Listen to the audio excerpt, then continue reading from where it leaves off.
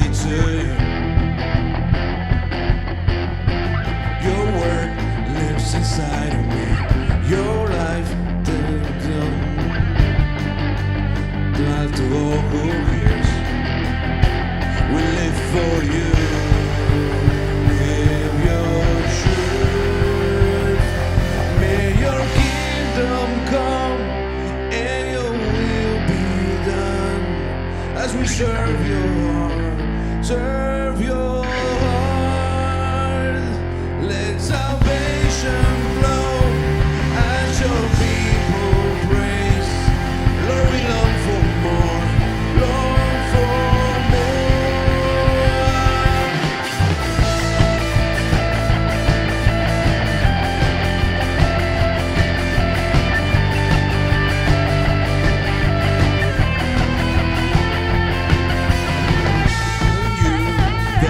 overcome. The power can stand against your name. The power of your name. In faith we will rise to me. Your hands and feet to all the earth. Life to all the earth. We live for you.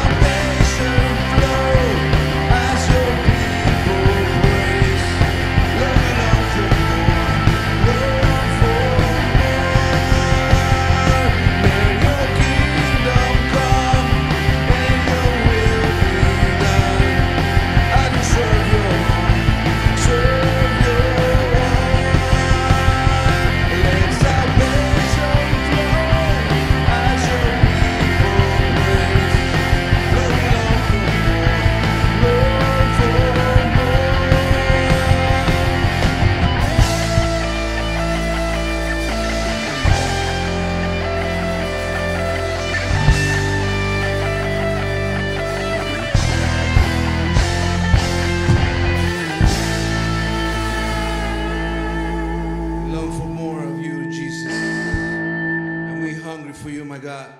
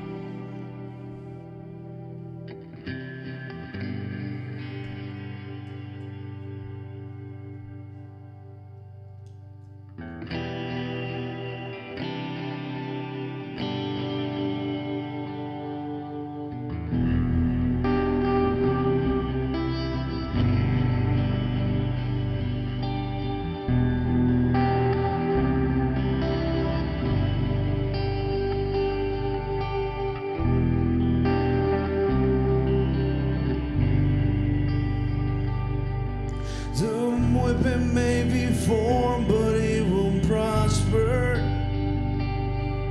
When darkness falls, it won't prevail.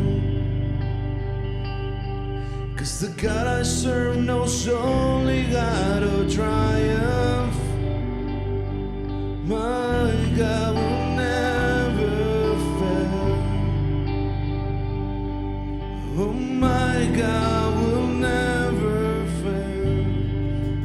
I'm gonna see a victory. I'm gonna see a victory. For the power belongs to you, Lord. I'm gonna see a victory. I'm gonna see a victory. For the battle belongs to you, Lord.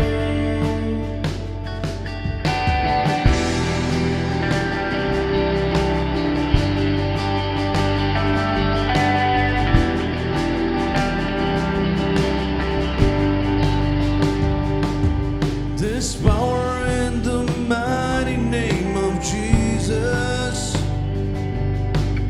Every work he wages, he will win.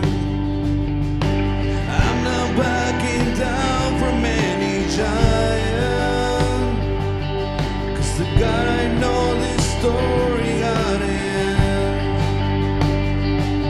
Yes, I know how this story ends. I'm gonna see a victory. I'm gonna see a victory. For the battle belongs to you, Lord. I'm gonna see a victory. I'm gonna see a victory.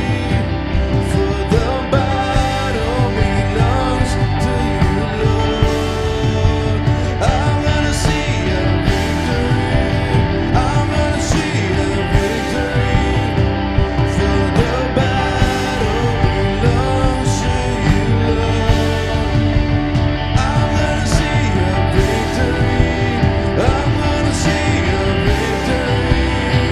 For the battle belongs to you, Lord.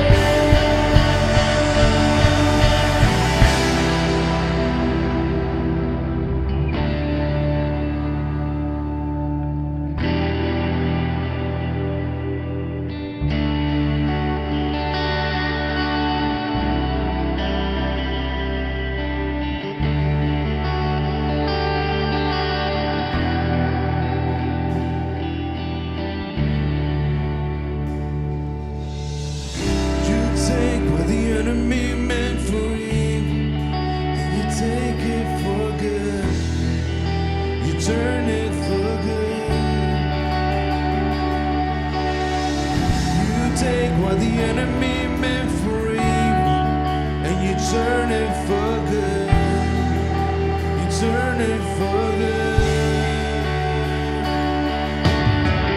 You take what the enemy meant for evil, and you turn it for good. You turn it for good. You take what the enemy meant for evil, and you turn it for good. You turn it for good.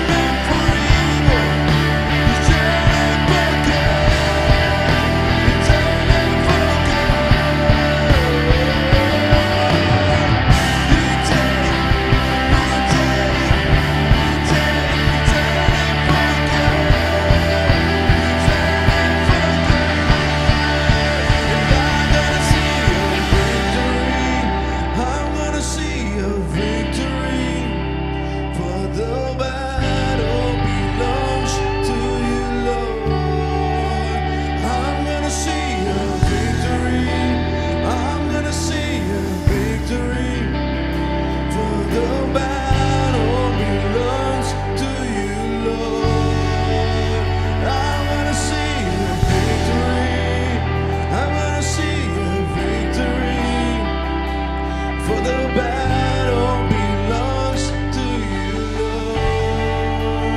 I'm gonna see your victory. I'm gonna see your victory. For the battle belongs to you, Lord.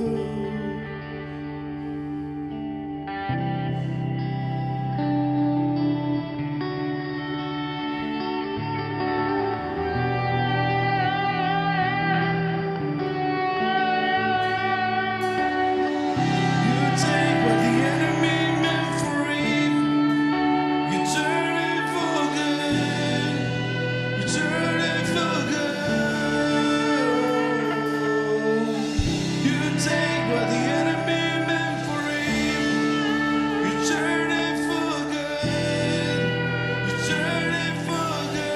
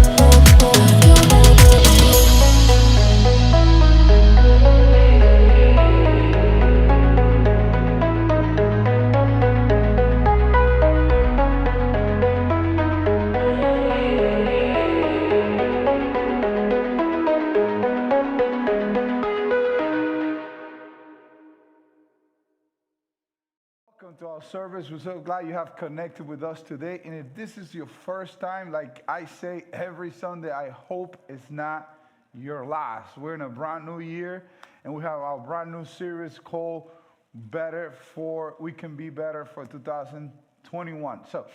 And today, Sunday, tomorrow, the 11th of January, we start our fasting, 21 days of fasting. So if you want to join, you can get in contact with us, and we'll like to help you through the journey. We're going to be fasting from tomorrow all the way to the 31st of this month. So we'd like you to join. And please let us know if we're making a difference. And if you're following us, this message, we would like to hear from you. We would like to connect with you. So like I said, share this message. And if this is your first time, we're here for you. You are the reason why we do what we do. So we've been in this series. This is the third part of our series, about being better. How can we be better for 2021?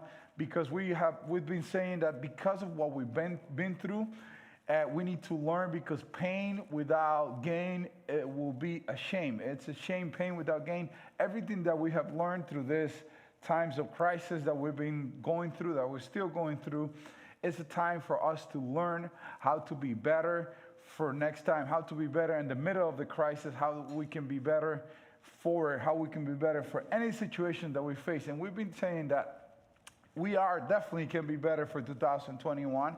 And the question is, how can we be better? And if we just take a look at what we've been going through, what we've learned throughout the process, we're basically going to be better for whatever life comes ahead of us. And the reality is, we've been basing some questions. We've been asking some questions. How can we be better? What was that? We were asking the question, what have we been doing that almost led to our undoing? What were you doing when the crisis really got close to you, or you went in the middle of it, or it started around you? What were you doing that almost led to your undoing? When you identified that thing that you were doing, you can actually work to become better. But we make that question better. We ask ourselves, what should we begin doing that we should have been doing all alone. It will be a tragic. It will be a tragic if you forget all the stuff that you learned throughout this time of crisis. It will be a tragic if you don't really sit down, pause, and see everything that we've been through and say, you know what? This is a brand new year. This is a new opportunity for me, for my family, for everything that I've been through. I need to change. I need to do some changes. One of the things that really gave me a life lesson is that I don't know when have you ever been thinking about somebody and you feel like calling them and telling them that you love them, and sometimes you postpone that thought, that idea. But this year, before when the pandemic started, I was able to call my grandma. She was in another outside of the country in my country. So when I called her from here, from the U.S., I called her to say, you know what? Don't open the door for everybody. Be careful. Take care of yourself. I don't want you to get you. You know, she was an elderly woman. I didn't want her to get infected. It was very. There were so many questions at that moment, more than answers. And when I called her, I reminded her that I loved her very much, and she started telling me that she loved me back. Little did I know that in the next hour or so that she was going to be taken to the hospital, and a couple of weeks after that, she was going to die. But you know what? What I take from that moment is that I would be regretting right now if I would not make that phone call, if I would not express how I felt about her, how much I loved her. So one thing that I learned is that, you know what? Call anybody that comes to my mind, remind them, tell them what they mean to you whenever you get that thought, because you don't know.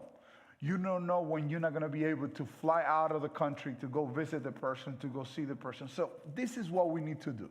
We need to take everything we've been through, financially, personally, relationally, and really think about, what can I start doing? What can I do? What can I be better? What did I learn in the area of my financials that I need to change moving forward into a new year? What did I learn in the areas of my relationship when I had to spend the quarantine with my family, and I didn't have nowhere to go? What did I learn?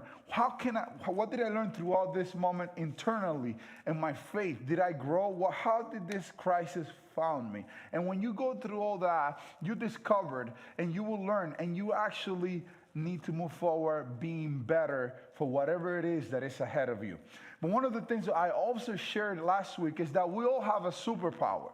And we were talking really deep into it, talking about the superpower that we all have, that we all share, and it's the power is that we don't choose what happens to us. Our superpowers is I was saying it's an innate ability that empowers you to be better for anything that comes or came your way, and we don't have control. I was saying last week, we don't have control of whatever life throws at us. We don't have control of what happened 9 months ago in the country, what happened 9 months ago in the world. You don't have control of a lot of stuff that are happening around you. But one of the things is that we know that we have a superpower, because in reality, we didn't choose the pandemic. We said the pandemic chose us, but it left us with choices. And that choices is that for us to use our superpower, and that superpower is the power of responsibility, the power to respond, and it empowers you to respond and choose what will be the response. And using this power of responsibility empowers you to turn bad into good, to turn situations, mean people, evil people, into situations that works out for your best. And this is the point, is that you don't choose what happens to you, but you choose how you respond to it. We've been talking about that. We talked about that last week. We're going to keep digging into it. But for us to talk about that ability that we have to respond rather than to merely react, it's the ability to choose the response rather than to have it dictated by our circumstances. And for us to talk about that, we were talking in a way that saying that because of that ability, this is why we can be better for this year, whatever happens to us. And the reality is that you might be in that situation, because I've been there too, is that there's a catch with this. The responsibility or the response that you should pick in any situation that life throws at you, that response, the best response to any situation, doesn't come natural to us. It's not the one that we feel like doing. It has to be a response that needs to be measured, needs to be well thought out. And that response has the ability, the response that comes, that has the power or the potential to reverse the natural course of things isn't natural. Basically, that's the thing. That's something that we need to talk. And last week we started talking about Joseph. Joseph, one of the characters in the scripture that any situation life threw at him, he responded with responsibility. He had a major response. He had a response that was well thought, and it didn't matter what happened to him.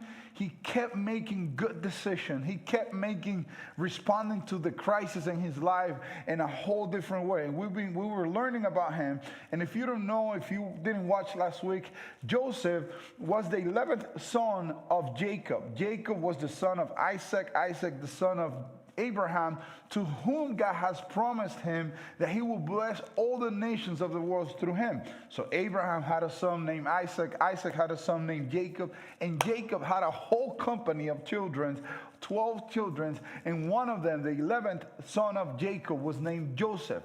Joseph was sold by his brothers.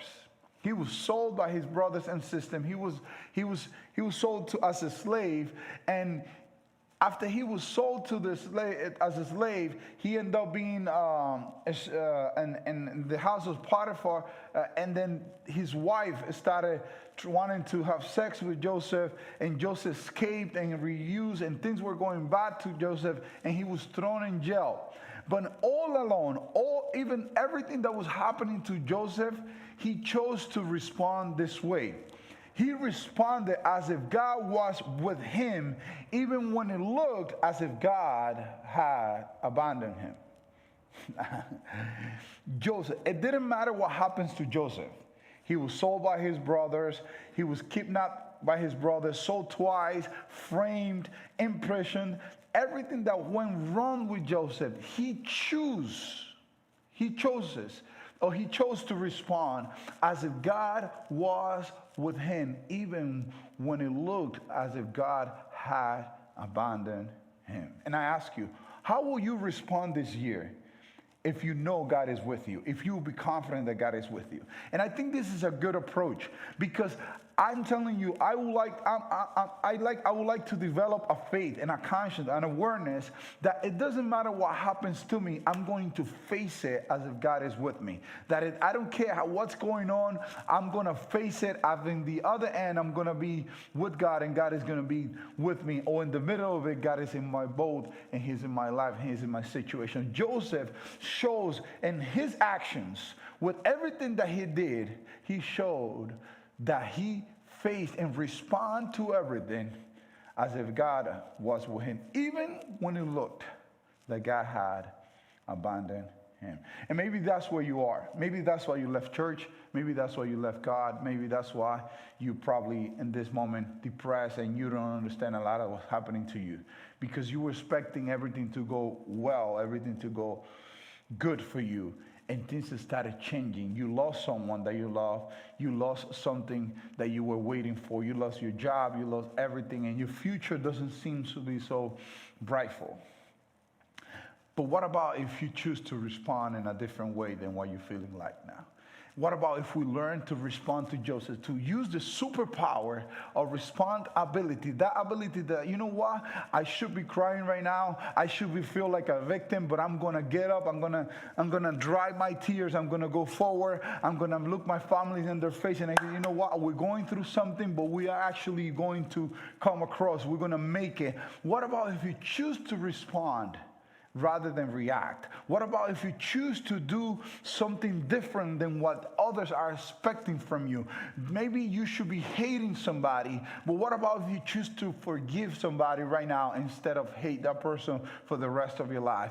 Joseph decided to move forward and respond as if God was with him, even when it looked as if God had abandoned him. And look at this. Maybe you never know, but Joseph was kidnapped once, sold twice, framed, and imprisoned. And that's what we left last week. Last week we left it there. Joseph, their brothers, kidnapped him, sold him twice, framed him, and he was framed in the house of Potiphar, framed for something that, for a crime that he didn't commit, framed for something that he didn't do. He was actually put in jail for doing the right thing. A lot of people are in jail for doing the wrong thing. This guy was in jail for doing what was right. And reality is, bad things have been happening to him and to good people from a long time. Not only to Joseph, to you, to me. People that don't deserve what's happening to them, they've been happening to them from a long time.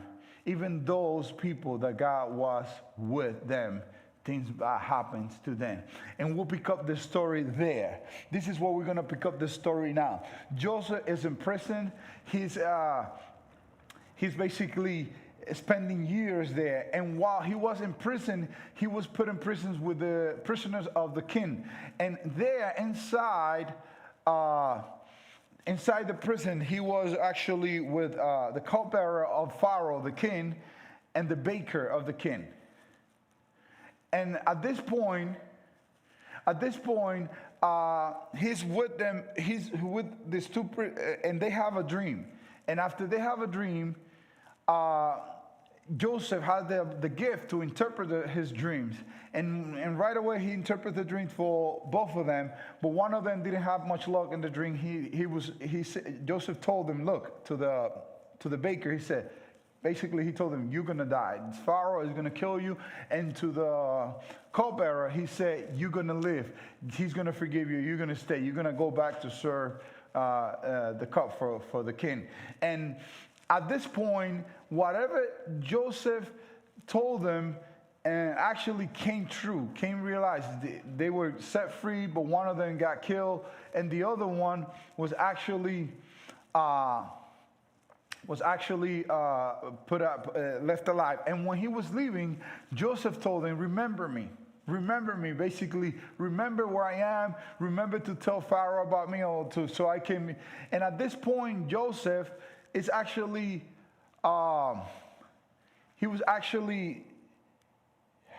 Joseph was actually forgotten in prison, and the cupbearer never remembered him.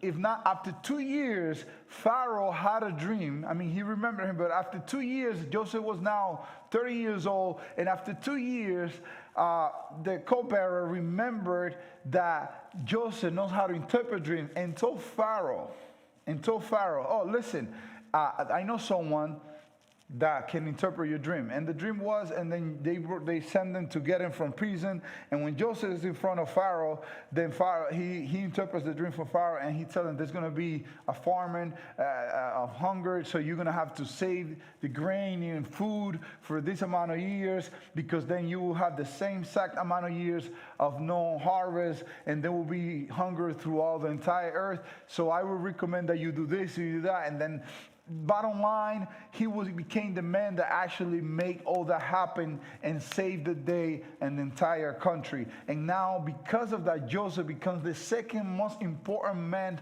of the entire country. But the story doesn't finish there, because the hunger will extend all around the world, of the known world in that moment, and even to the house of his father Jacob. So his father Jacob told his sons, which are Joseph's brother, go see in Egypt to go get food. And then when they come, they realize Joseph sees them, but they don't recognize Joseph. And then they come, and Joseph just plays the part, and he gets all emotional when he sees his brother that betrayed him now coming to him for food. And long story short, he captures one of them and they tell him that there's a younger brother at home, and he said, go get your brother, prove yourself right, let me see if you're saying the truth, because I think you guys are spies and you came to steal the food. And they go back and they bring their father with them, and the father dies, and at that moment the brothers, Joseph reveals that he's Joseph, the one that they sold to the slave. And at this moment when the father died, they're all scared that Joseph is going to actually do to them what they did to him. And they come and they bow down on their knee, and then they told Joseph, that they are at their mercy, they're a slave. And Joseph tells them, you meant to harm me. You meant to do wrong to me. You meant to do harm me. But whatever you did, God, what you intended for evil, whatever you intended for evil, God used it to accomplish and to save many people. And at this moment, when the brothers are vulnerable, and when they are there and he can do whatever he wants with them, he tells them, who am I? So I can do that to you. I'm not God, so I can do that to you. And Joseph chooses to do with them as they didn't do with him. He chose to respond to his brothers how the brothers didn't respond to him. When he was on power, when the brothers had the power over him, they chose to sell Joseph. And now that Joseph has power over them, he chooses to save his brothers. You see the difference, how he's responding to all the situation. But this is how the story ends. But if you see all alone in every situation Joseph is going through, he's responding with ability. He's responding differently. He's actually thinking and telling himself, what is the best thing I can do right now? You know why? And at the end, he finished saying, what you guys meant for evil, God turned it for good for my life, to save many people. And this is the thing. Joseph knew that every situation that he was going through, he came to realize it was only a chapter in his story. He realized that God was writing a bigger story with his life. Basically, sometimes we get so caught up in the moment of what's happening to us that we fail to see that God might be doing something bigger, larger, and better with our lives. Maybe the moment that you're living now is just that. It's just a moment thing. And God is trying to do something greater in your life. But it's up to you to respond with ability, to choose your response, to know that maybe God is going to use that moment, that situation, that breakup, that loss that you have in your life and your family and your situation, your finances and your personal life, anywhere that where you are in a negative situation, maybe God is using that little chapter to write an entire book. But don't judge your entire life over a moment. Be careful what you do in a moment. Don't use a momentarily situation to take a permanent decision. Don't do something today that will ruin you for the rest of your life. Don't do something now that will have to make you a liar for life. Don't become a liar for life. Don't do something today that you will gonna have to skip tomorrow when you say in your story. Instead, let's learn from Joseph. Let's stay in focus. Let's say, God, use everything that is happening to me. Let's do like Joseph did. He believed God was with him, and he acted as if God was with him, even when it looked that God had abandoned him, because then God used everything that he went through for a bigger purpose, to preserve the family from which Christ came. Maybe this is what's happening. God is going to use everything that you're going through or that you will be going through this year to write a bigger and greater story, not only for you, but to save many people, like Joseph said. God, you intended to harm me, but God turned it into good so he can accomplish to save many lives. He said it like that. In the words of Joseph, he said, he used it to save many lives. Maybe you don't know what's hanging on the balance of you. Maybe you don't know what God is going to do to use your situation to save and create a bigger story. Sometimes we go through so much, and maybe we just have a part in the big story, and that's the part that we're playing now. But we don't know until you reach the end and we can see the entire story. Don't judge your story by a chapter. Don't judge your entire story by what you're going through today. Make sure that this situation that you're facing right now just make you better for what God decided to do and the whole picture. So I'll see you next time right here in El Camino. Please let us know if this is getting to you and if you taking something out of this, because we'd love to hear from you. So I'll see you next time right here next week at 12 p.m. in our English service.